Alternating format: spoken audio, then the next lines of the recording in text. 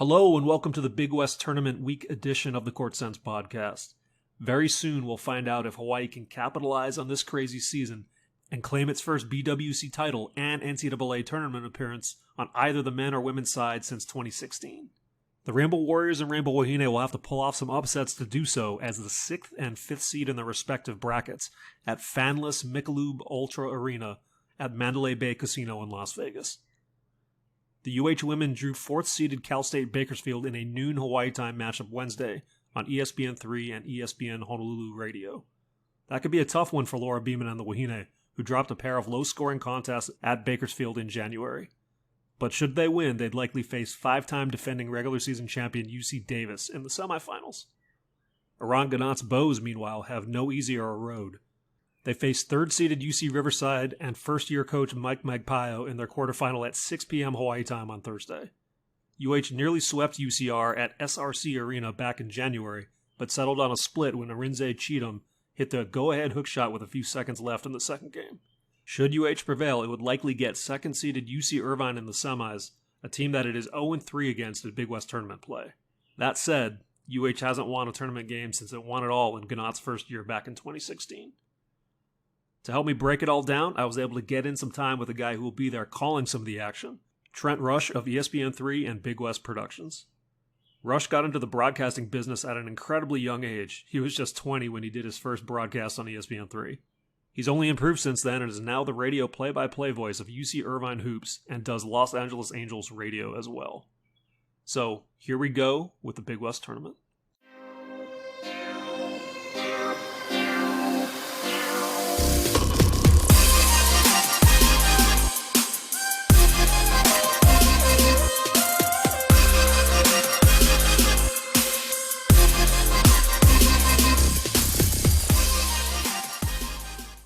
Check out Mike and Kara at No Ka'oi Automotive in Kalihi for all your vehicle repairs and maintenance needs.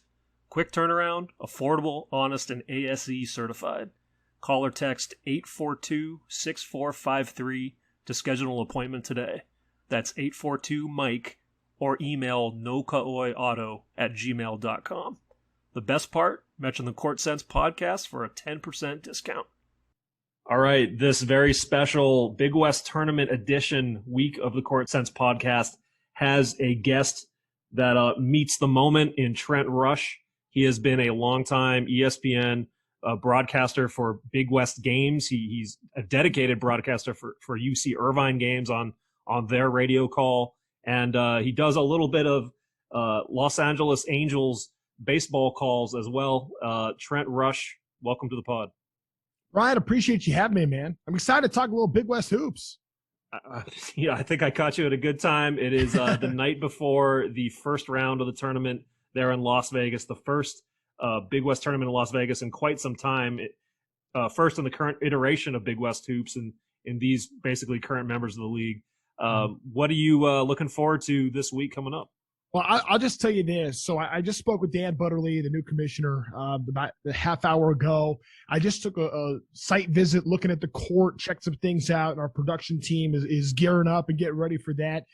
Mandalay Bay is first class. And the way that I kind of see this thing playing out, it feels to me a lot like a bowl game atmosphere. The way that, the Honda Center is a great site and it's a great opportunity to play at Honda Center. I think that's an awesome experience for everybody. But with everybody, all these teams being at the same hotel in the same kind of feel, it's just too bad fans can't be here because it really has like a bowl game-like feel. That's like the best way I can compare it. I think it's going to be a great experience for the student athletes. And I think we're going to see high caliber, highly competitive basketball because when I look at this conference, I think there's a lot of parity. There is every year, but I think this, you look at these 10 teams, I think that there's an opportunity for a lot of upsets. And I look at a team like Hawaii, the 6th seed, and they have the ability to win this whole thing. Like that's the kind of team they are. And there's a lot of teams like that. Riverside's a team that's kind of come out of nowhere and they're really interesting. So, I look at this Big West tournament. I think it's going to be really just a fun week of games, and I think a really good experience for these guys. So it's been a while, Trent, since the Big West had a play-in round for the tournament, right? I mean, it's been 1 through 8, and there's been a team that hasn't made it in recent years. The ninth team hasn't qualified. This year, there are 11 teams in the league. given that UC San Diego is a transitional team, so they're not eligible for the tournament. That means 10 teams competing. 7 through 10 seeds are going to be in action Tuesday night.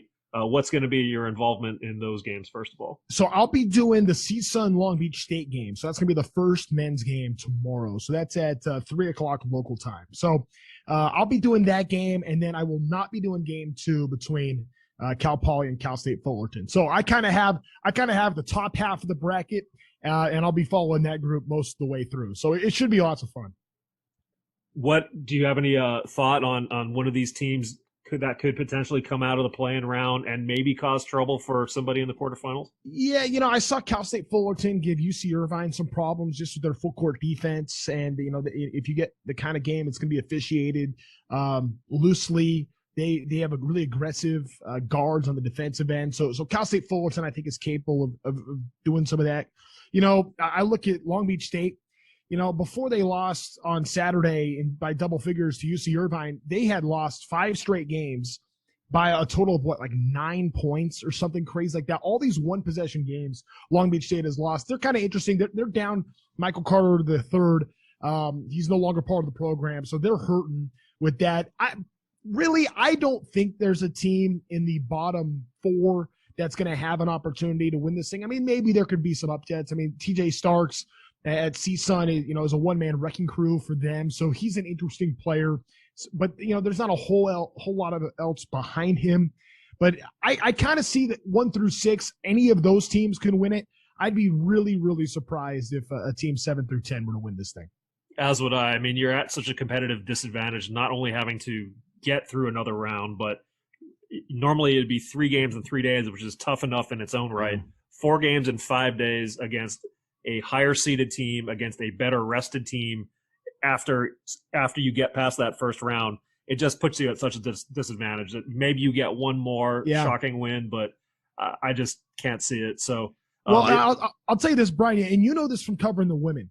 It seems like every year there's one of those teams that's in the first round that ends up winning a quarterfinal game to get to the semis. And I just that the experience of being in the tournament already, having a game under your belt, I think that can happen.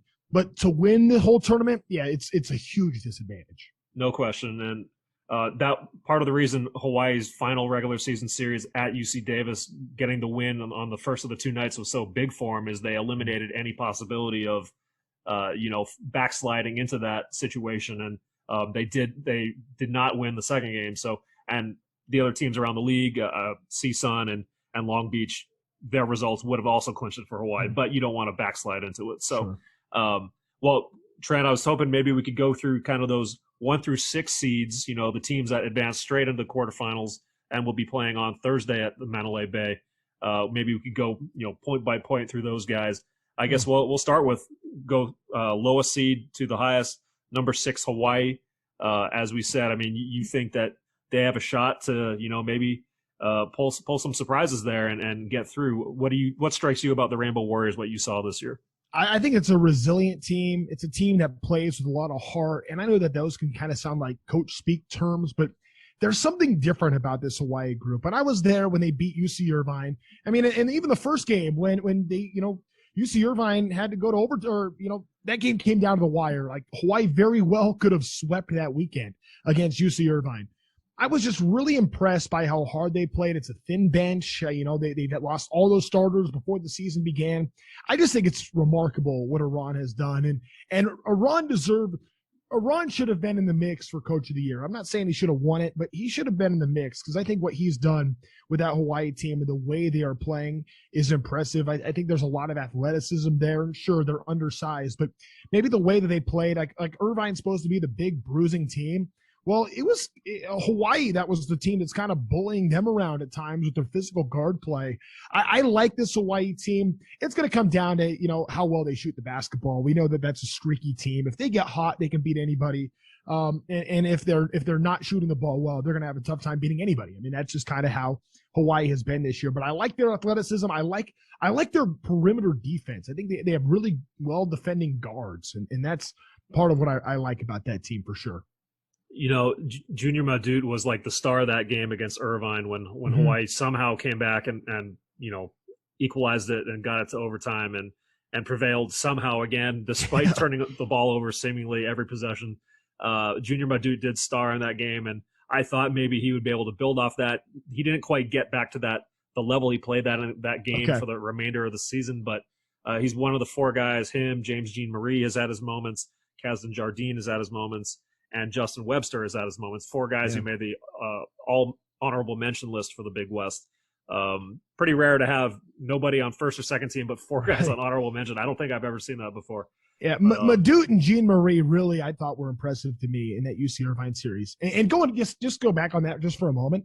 I felt like UC Irvine won game one. I felt like Hawaii should have won game one. And then in game two, Hawaii ends up winning it. I felt like Irvine should have won that night. It was that kind of series. But like that's what Hawaii can do. And that to me makes them really dangerous.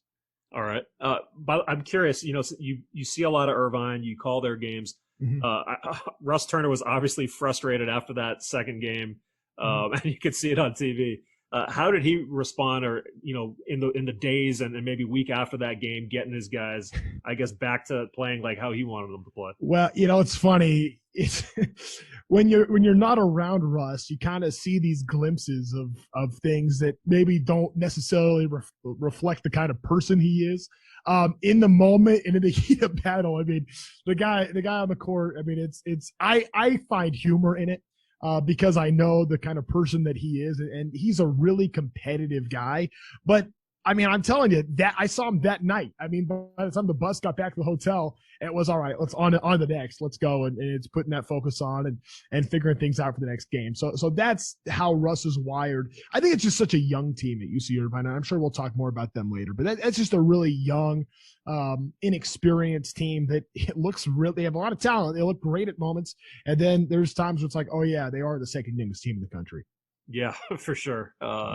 There was that dichotomy I noticed with the Colin Velp and Brad Green, these hyper experienced, veteran players, and then this crop of youngsters, but we'll get there. All right. So the fifth seed, Cal State Bakersfield, right, Trent, newcomer to the Big West, the only newcomer in the tournament because UC San Diego, as we said, is not eligible for tournament play. So, senior laden group, experienced group, Rod Barnes, a very veteran, experienced head coach.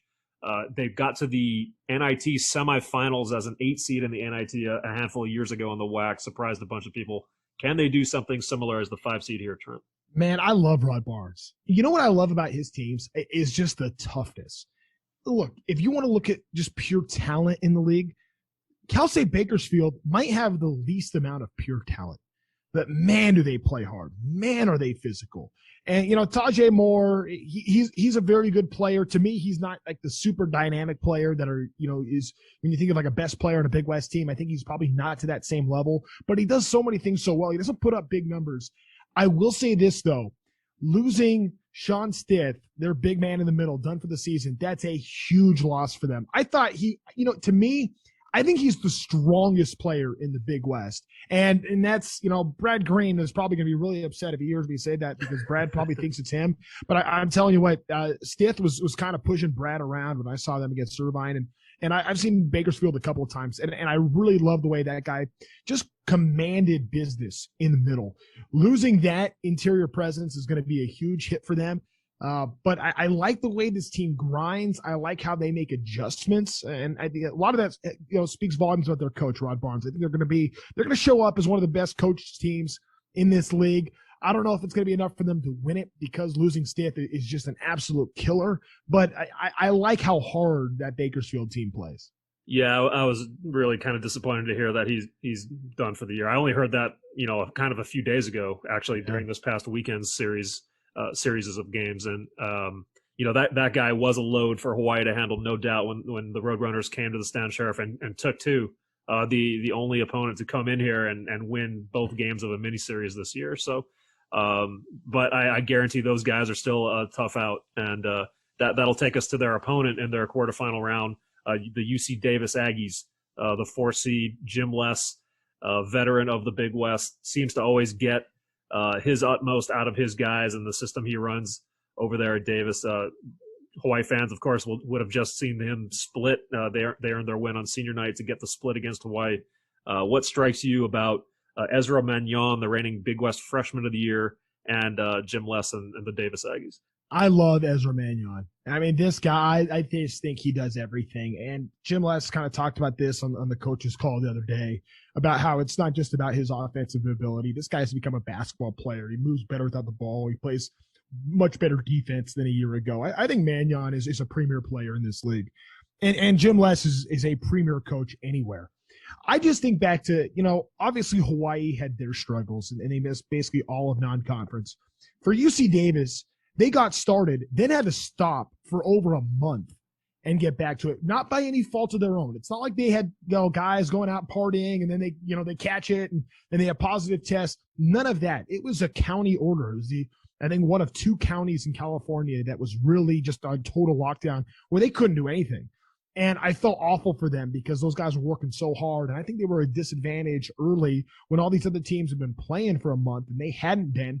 But then they go and they rattle off 5 wins in a row and win 6 of their final 7 games. They're as dangerous as anybody. You just kind of know with Jim Les teams. They're going to be disciplined. They're going to play great defense. They're going to play hard. And, they have a couple shooters out there. And if Mannion gets going, that could be a really, really tough matchup for anybody. Yeah, and this team, I think that Davis team is a little bit short in the front court, right, Trent? I mean, there's not a whole lot of depth there to speak of. I think Hawaii tried to take advantage of that to mix results in that series at Davis. How did Irvine look against them from what you saw? Yeah, Irvine didn't play them this year, so that was one of the teams that we didn't see. Okay. Yeah, Irvine didn't see them. They didn't see CSUN either. But I will say, Davis teams are always kind of thin in the front court. Like there's never really that big interior presence, but they find ways. And they always, I feel like their threes are always a little bit oversized threes, undersized 4 and 5s, but they find a way. And a lot of it has to do with coaching. And there's not a coach in this league that I respect more than Jim Les. Likewise. And that takes us to the 3 seed, the upstart UC Riverside Highlanders, probably with, one of their best years in Division I history. Certainly, I believe. Correct me if I'm wrong, Trent. Is this the highest seed they've ever earned in the Big West tournament, the 3 seed? Yeah, I don't know that for sure, but it has to. At least since I've been around, it has to be. Yeah, I'd say it has to be also. I mean, they have a very limited selection of winning seasons as a Division I basketball program. This being one of them. Mike Magpio has them on the right track, taking over this year when David Patrick went over to be the number 2 man over at Arkansas to Eric Musselman. So what have you observed out of a team like Riverside? I know Cheatham was out for the last regular season series, but my understanding is he's going to be back, right, Trent? Yeah, at least they're hoping so. I don't know the details on that, but I know he did miss that last weekend, and he's an important piece for them. But he's not the only important piece for them. It's like there's guys like Dominic Pickett that I remember him being a freshman, walk-on, team manager, just happy to be on the court. That guy has become a legit basketball player, and they have some real threats on the outside. Like Tattersall doesn't look like much, but he can go knock down threes, and it's kind of game over. When they get hot. So I like the way they play defense. They're a defensive first team. They're a very good 3-point shooting team. It's funny, Brian. We were just in the Big West production truck, and we were they're putting together these graphics, right, for a team identity and strengths and weaknesses of every team, just to kind of introduce fans to maybe they haven't been following the Big West all year. This is what these teams do. And we got to UC Riverside and we got to weaknesses, and we're looking around going, I don't know what the weaknesses are, because they are a really good basketball team. They're the only team to beat Irvine and Santa Barbara. I just think UC Riverside is really impressive. They had some impressive non-conference wins, and probably the most impressive game for them all year was in a loss at USC when that game went to overtime, and they played overtime without Arenze Cheatham and lost by a possession. I mean, Meg Pio, his story is unbelievable. I mean, I've never coached as a head coach at any level prior to this, and here he comes and he takes over this program, and he inherited a good team, absolutely, but to get them playing like this, I don't think anybody saw this coming. I was just talking with Richie Schuler. We kind of saw Riverside as being maybe like the 7th, 8th, 9th team in the league, and here they are as the 3 seed. I give so much credit to Mike McPile and what he's done. He definitely could have won Big West Coach of the Year once Joe Pasternak for Santa Barbara, but I think Magpile would have been. I would have voted for Magpile if I had a vote. I think that goes for me as well. Well, that takes us to the number 2 seed, your UC Irvine Anteaters, which you've seen game in and game out this year, Trent. As we touched on, super youngest overall team that Russ Turner's had. They're like, what, second youngest in the NC2A this year? Yeah, the second youngest team in the country. And it shows. But they also show talent. And Dawson Baker was named Big West Freshman of the Year. He's just kind of been a rock for them on the offensive side. And DJ Davis is a streaky scorer, but you see the potential. He reminds me a lot of a young Max Hazard. And I think that DJ might even end up being better than Max. The guy that's really taken over the last, 3-4 weekends has been Colin Velp. Colin Velp has finally started looking like a Big West Player of the Year kind of talent that we expected. I think early on in the season, he might have carried too much of the burden for this team. He might have been trying to do too much, and he was putting up numbers. Like, he was still getting his, but just the flow of the offense, I don't know that he had the trust in his teammates where, Colin would get the ball and he'd kick it out for the three. If the three was missed, he might not pass back to that guy again. Well, now we're seeing a much different Colin Velp who's passing so well to double and triple teams. So when you have to go single coverage on him, and he's lethal single coverage. His step back fall away on the baseline is ridiculous. I mean, he can turn, spin, shoot anywhere. He has the ability to get from the free throw line to the rim like nobody I've seen in a long time in the Big West, just with footwork. So I'm really impressed by Colin Velp. Brad Green has just a physical presence too. And if he's able to stay out of foul trouble, I mean, Brad Green could be as much of a bully as anybody in this league, the way he can rebound and block shots. And, Big West Defensive Player of the Year. They have a great front court, and they get different guys stepping up for them. I would say an X-factor player for UC Irvine, J.C. Butler, the son of Karan Butler. He's a redshirt sophomore. I mean, he redshirted last year. He played as a freshman, redshirted last year. It's a tough thing to do. But he has come back, and I like the contributions he's made on the defensive end. Isaiah Lee doesn't put up good numbers, but he's a great, great defensive player. And Irvine has the ability to stop the best player basically every night. Whoever your best player is, generally speaking, Irvine's going to stop that guy, and it's going to be up to everybody else. And it's going to be a question of who has the depth to be able to withstand that, basically playing handcuffed without their best dude.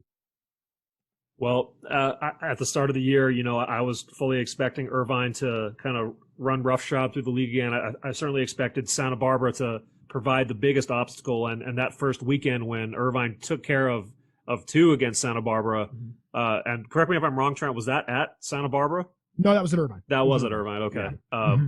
But to win both of those games, I thought, oh my God, this is like a fait accompli already. Like this regular season race is over, But Santa Barbara, to its credit, rattled off 13 in a row wins through the Big West after that, put themselves in position to win the regular season for the first time under Coach Pasternak, and I believe first time kind of in a while for, I don't have the year in front of me for Santa Barbara, but what did you see out of the Gauchos this year, Trent, especially the way they responded after that opening series with Irvine? Well, I saw a player that I've always been really high on, and he was my preseason pick for Player of the Year. It was Amadou Sow.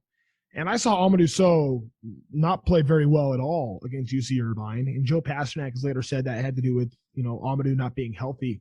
But that guy has turned into a really physical force inside as the season's gone on. I think Ja'Cory McLaughlin is hands down the best, the most talented player in the league. I look at a body like Miles Norris. I mean, Miles Norris could be an NBA player. I mean, the Oregon transfer. Crazy.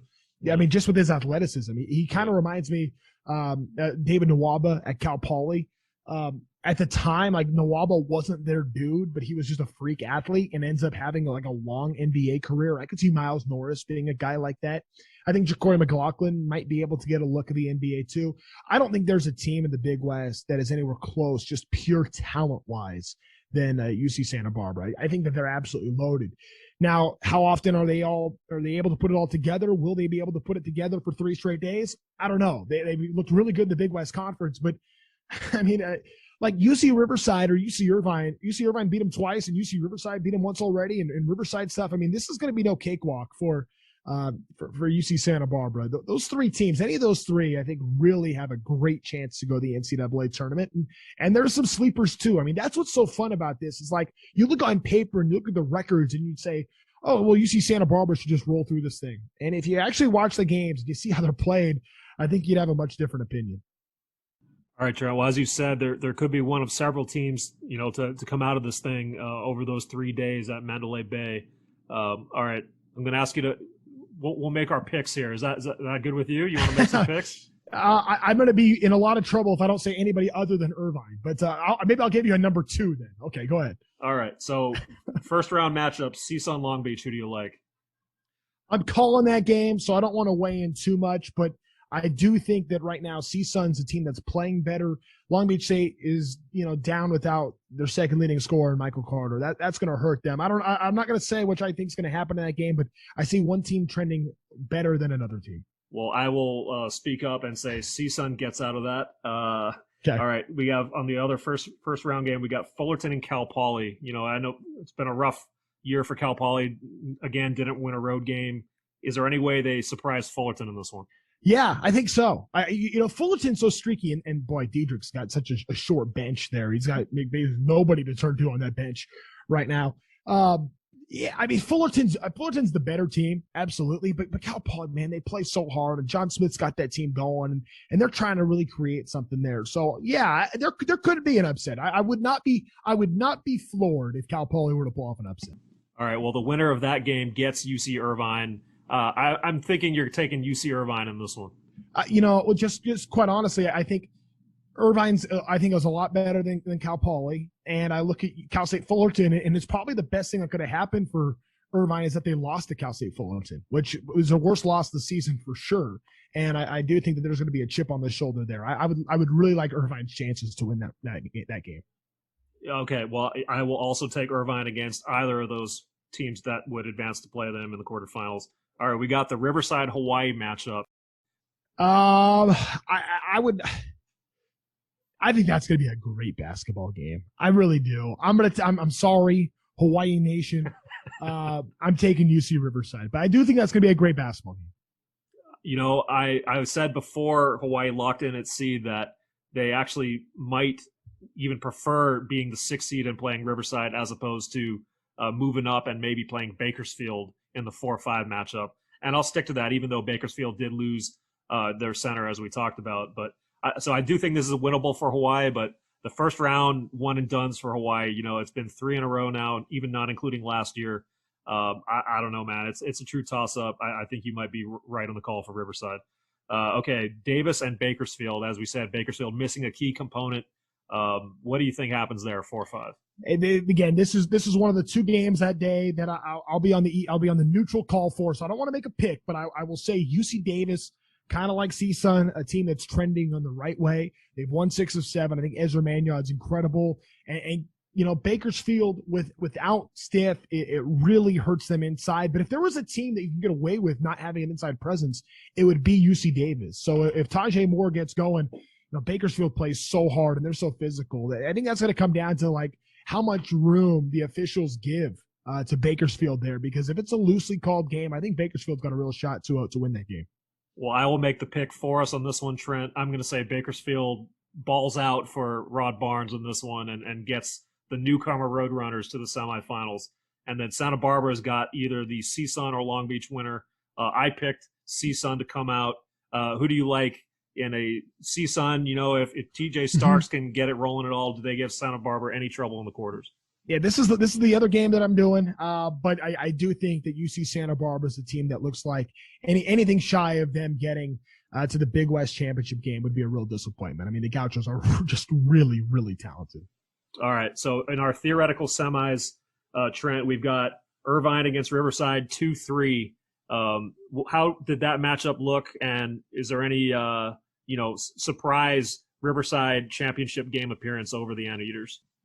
I thought the best basketball game I saw all year was UC Irvine at UC Riverside on night 2.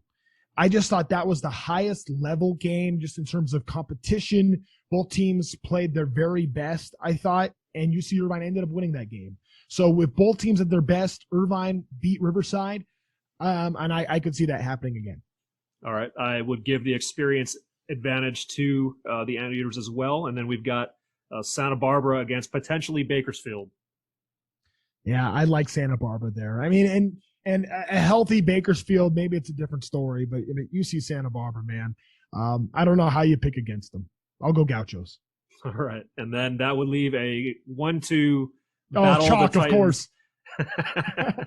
1-2 battle of the Titans. I mean, Irvine has won this Big West tournament a couple of years in the last several now. Santa Barbara looking for that breakthrough since right before Hawaii joined the league, I believe, in 2012-13 season. So any predictions over what that kind of matchup would look like in the title game? Well, you might want to call me the homer for being the UC Irvine announcer there. It's hard to beat a team 3 times. I mean, we talk about that storyline each and every season. But I think there is something, I don't know if it's mental or there's something psychological there with UC Santa Barbara against UC Irvine. I think there's something to that. I also think that So struggles against really big physical inside players. I think that's why, he struggled at times against Riverside. It's why he struggled against Brad Green, I thought, earlier in the season. So because of that, I mean, if So elevates and has, a double-double kind of performance, I see Santa Barbara winning that game.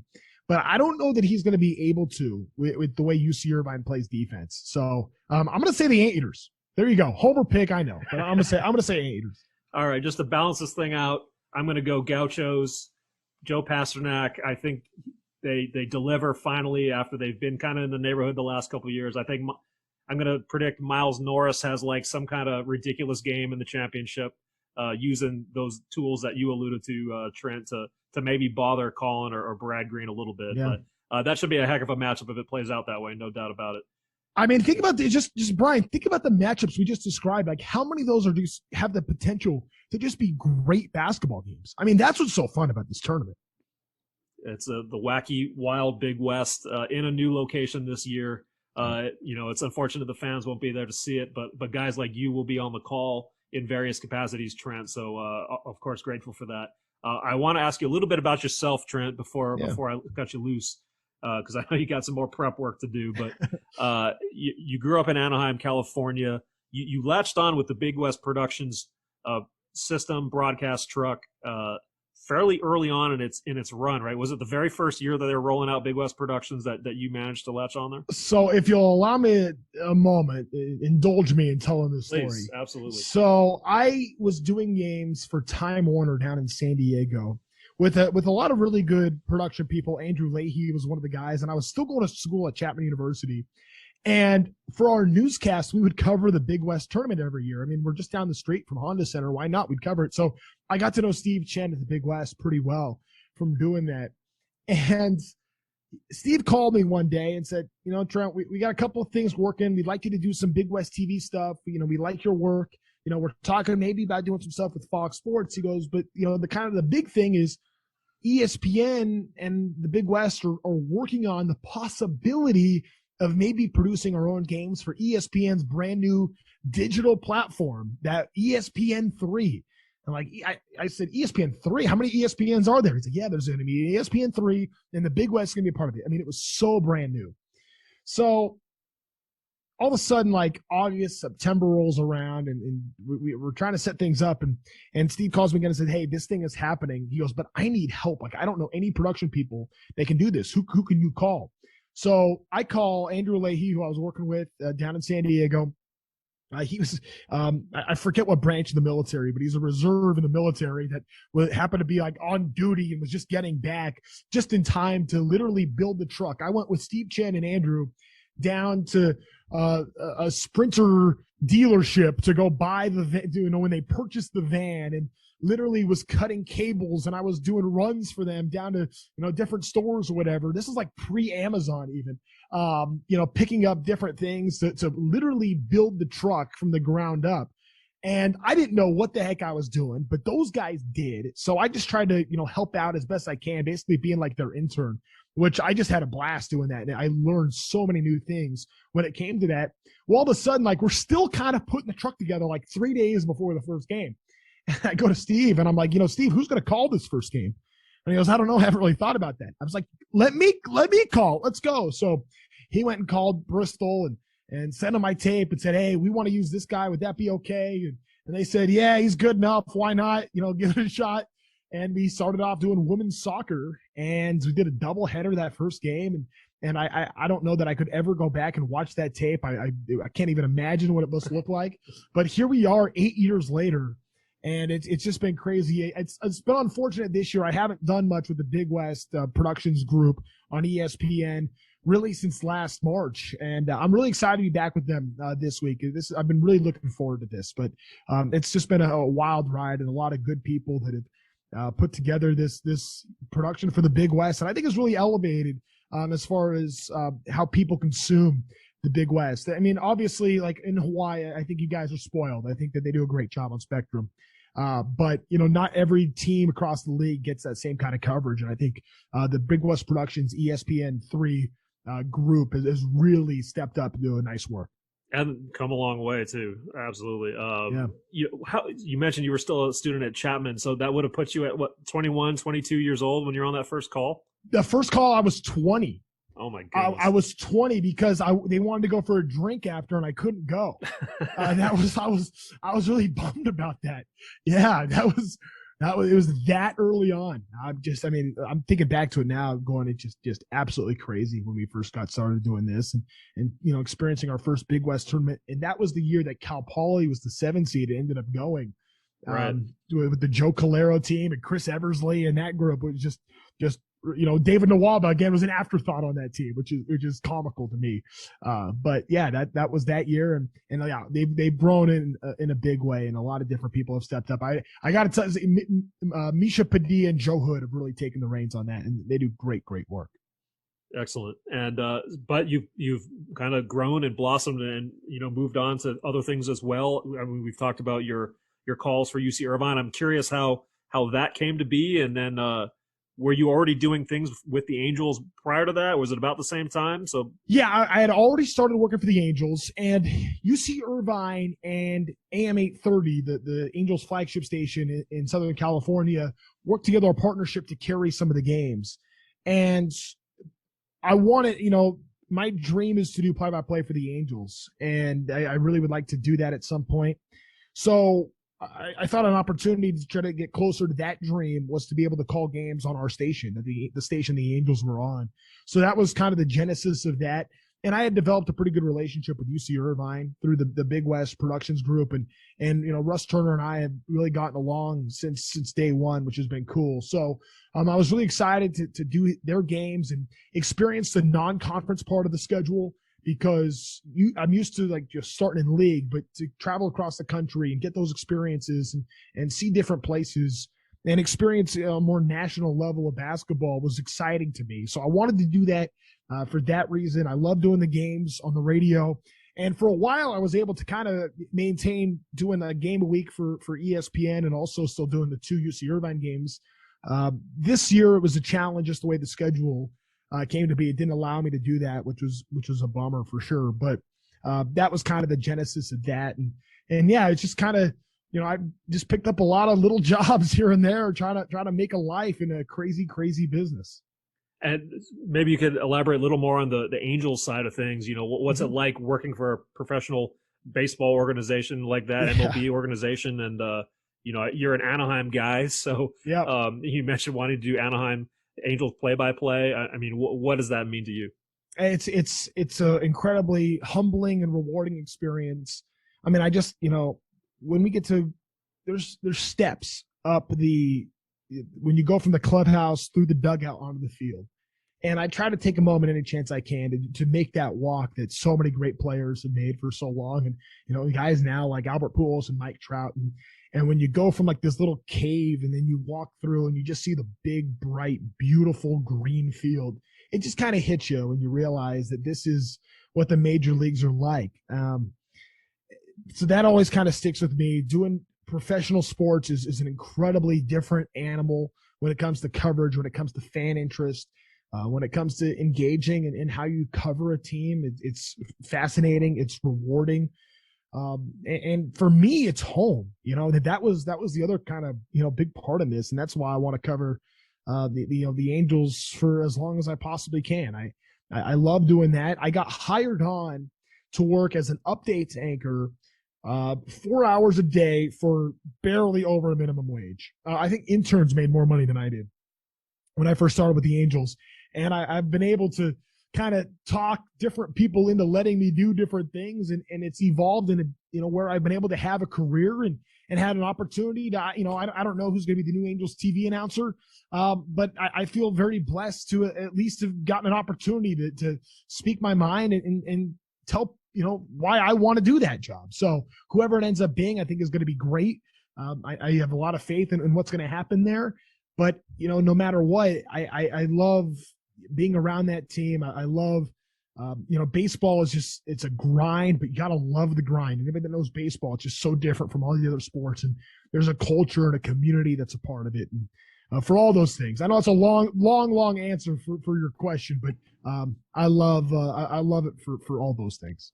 And real quick aside on the Angels there, Trent. A couple years ago, I think a lot of people remember the Tyler Skaggs, home game after his passing, and the team coming through with like a combined no hitter, and all the guys laying the jerseys on the mound afterwards. Right? I mean, that was just like we call that like a chicken skin moment out here in Hawaii. Were you there for that? And what do you remember for that? I'm getting chicken skin thinking of that right now. That is the greatest sporting event I've ever been to and probably will ever go to. What that meant in that moment. I mean, Mike Trout in his first at-bat hits a home run that goes 454 feet, 45 forwards and backwards. I mean, just the way that game started. Yeah, you had Tyler's mom, Debbie, in the dugout with our owner, Artie Moreno, and his wife, Carol, and they're hugging, and there's just tears, and everyone's wearing 45 jerseys. And it was just so emotional right from the beginning. You just couldn't help but be overwhelmed by that. And you knew Trout was going to do something. I mean, you knew. I knew he was going to hit a home run. I just knew it. I didn't know what happened in the first at bat, but you could just feel all of that emotion. And then, they win the game, and they don't just win, but it's a combined no-hitter from Taylor Cole and Felix Pena. Like the most unlikely combination to throw a combined no-hitter in that game. And I remember talking with Dustin Garno, Big West connection. He played at Cal State Fullerton, and he was the catcher that night. We're doing a post-game interview live on the air as soon as that game came to an end. I mean, there's not a dry eye in the house. And we're in the middle of talking, and I see out of the corner of my eye, the players are walking out to the mound. And I told Dustin, I said, Dustin, I hate to cut you off. I said, but I think you need to be with your team right now. And it probably wasn't the best radio, but it was the right thing to do, I think, at a human level.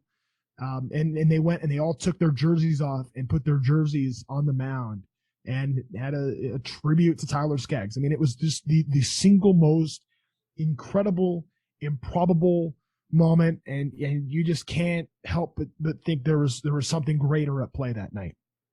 Yeah, just mystical, magical, whatever you want to call it. No doubt. Mm-hmm. I remember watching on TV. Just I hadn't even planned to watch the game, and I just noticed like, oh, well, maybe this could be kind of interesting, and it was just unbelievable. Well, Trent, I know you do have some prep work to still get to. It's been fun listening to your calls on ESPN3 the last several years since you really have become a name around the Big West and established yourself there in SoCal.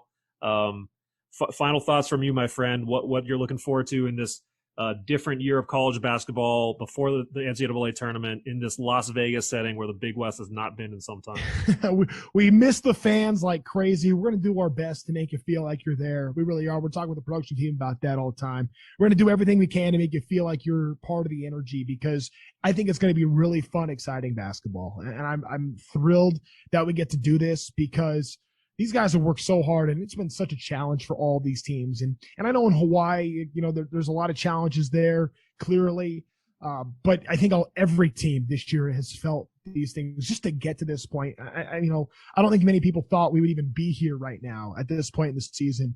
And what a treat. And, we also know not to take things for granted. We all saw it taken away from us last year. I mean, I remember I was in the parking lot at Honda Center when I got the call the games are off. I was getting ready to call the games, and I just turned around and went home. I mean, that was it. So I think we all know what these games mean, and we all know what it's like now to not have them. So I think you cherish it a little bit more. And I'm really looking forward to seeing how the players respond to that too. I'm glad that was an omission on my part, asking you where you were last year when everything got, fell apart on a moment's notice, because that's been a very popular question to ask people who were up there last year. And quick side note before I let you go. Who would have predicted that of all the teams in the Big West, Hawaii plays the most conference games, gets the most games in, right? It's awesome. I would have predicted the fewest by a mile, just with all the travel involved.